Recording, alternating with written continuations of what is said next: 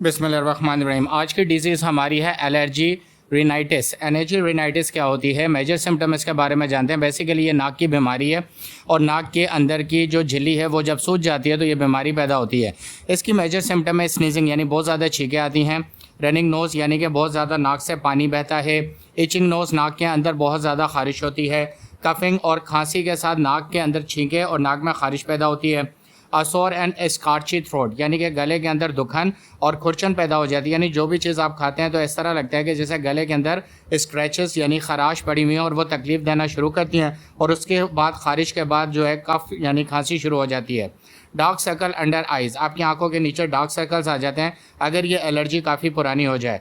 Watery nose यानी कि watery eyes का मतलब है कि आंखों से पानी आता है, क्योंकि शदीद छींकें लगने के बाद नाक से पानी आने के साथ आंखों से पानी भी आना शुरू हो जाता है। तो ये इसकी मेजर सिम्टम्स हैं। एक्सेसिव फटीग और सर भारी रहना शुरू होता है जिसमें हमें थकन होती है, क्योंकि नाक नोज़ल ट्रैकिंग सिस्टम जब डिस्टर्ब होता है और ये सारी सिम्टम होती हैं यानी कि छींकें आना, नाक का बहना, खारिश होना, खांसी होना, आंखों के गिर्द डार्क सर्कल आ जाते हैं और आंखों से पानी आना शुरू होता है और थकन होती है, तो इसका मतलब यह है कि आपको एलर्जी रिनाइटिस ने घेर लिया है।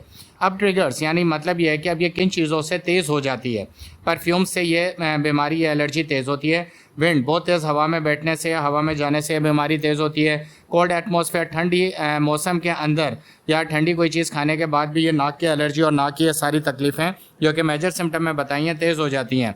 इसी तरीके से एयर पोल्यूशन, अगर हवा में बहुत ज़्यादा पोल्यूशन है तो इस तरह ये आपकी बीमारी बढ़ेगी। स्मोक, धुएँ से बढ़ेगी। ह्यूमिडिटी, नमी वाले मौसम यानी कि बारिश के मौसम में जिसे हम मरतूब मौसम कहते हैं उसमें भी एलर्जी बढ़ जाएगी। और केमिकल्स के अगर आप करीब करीब हैं या केमिकल्स का आपका यूज़ है लेबॉर्ट्री के अंदर तो भी आपकी ये बीमारी बढ़ जाएगी। अब हम देखते हैं कि एलर्जी रिनाइटिस बेसिकली है क्या। It is inflammation of the interior layer of the nose, ये आपके अंदर की नाक की झिल्ली की सूजन की बीमारी है। It is painful symptom during sneezing while coughing, और ये तकलीफ़ देता है कि जब आपको छींकें आती हैं और फिर जब आपको खांसी आती है तो आपको नाक में शदीद दर्द होता है। It can be transmitted easily from one person to another, ये एक से दूसरे तक ट्रांसफ़र बहुत तेज़ी से होती है। अमूमन छोटे बच्चे इसका ज़्यादा शिकार हो जाते हैं। It disturbs very much during night while sleeping, और रात में अमूमन सोते वक्त ये ज़्यादा डिस्टर्ब करती है। Your kids are affected easily through outside contact, अगर बाहर किसी को ये वायरस है तो आपके बच्चे बाहर जाएंगे तो बड़ी आसानी से ये बीमारी उनसे लेकर आ सकते हैं।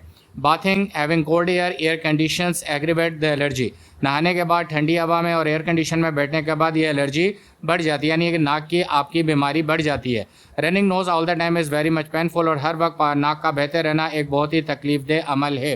तो इससे ये पता लगता है कि जो एलर्जी रिनाइटिस है वो नाक की बीमारी है जिसमें छींकें आना, नाक का बहना, नाक में खारिश होना, आंखों से पानी आना और बहुत ज़्यादा थकन होना, ये तमाम चीज़ों को कवर करती है। अब इनकी बेस्ट होम्योपैथिक कौन सी 3 मेडिसिन है जिसके इस्तेमाल से ये बीमारी यानी कि नाक की एलर्जी, नाक की बीमारी की एलर्जी रिनाइटिस ख़त्म हो जाएगी। नंबर 1 है एलियम सीपा, नंबर 2 है आर्सेनिक एल्बम और नंबर 3 है रस्टॉक्स। इन तीनों दवाइयों को आपने 200 पावर पोटेंसी के अंदर इस्तेमाल करना है। इस्तेमाल किस तरह करना है, एक दवाई सुबह के वक्त, दूसरी आर्सेनिक एल्बम दोपहर के वक्त और तीसरी रस्टॉक शाम के वक्त। आपने 10 कतरे 1 घूंट नीम गर्म पानी में डाल के इस्तेमाल करने हैं और इन तीनों को आपने 200 पावर पोटेंसी में इस्तेमाल करना है। एलियम सीपिया सुबह के वक्त, आर्सेनिक एल्बम दोपहर के वक्त और रस्टॉक शाम के वक्त 200 पावर पोटेंसी में। If you like this information, अगर आपको इसकी इन्फॉर्मेशन पसंद आई है तो काइंडली सब्सक्राइब दिस चैनल, इस चैनल को सब्सक्राइब कर दें, लाइक और शेयर करें अपने जानने वालों के साथ। If you have been suffering this disease for many months, it has been chronic, then contact. अगर आपको इस किस्म का मर्ज़ यानी ये नाक की एलर्जी जो है बहुत अरसे से मुतासर कर रही है और आप इस बीमारी के शिकार है और बहुत सारी मेडिकेशन के बाद भी ये सही नहीं हुई है, तो फिर आप डॉक्टर मुकर्रम सुन के व्हाट्सअप नंबर पर रब्ता करें और कंप्लीट ट्रीटमेंट के बारे में इंफॉर्मेशन हासिल करें। Thank you for watching this video.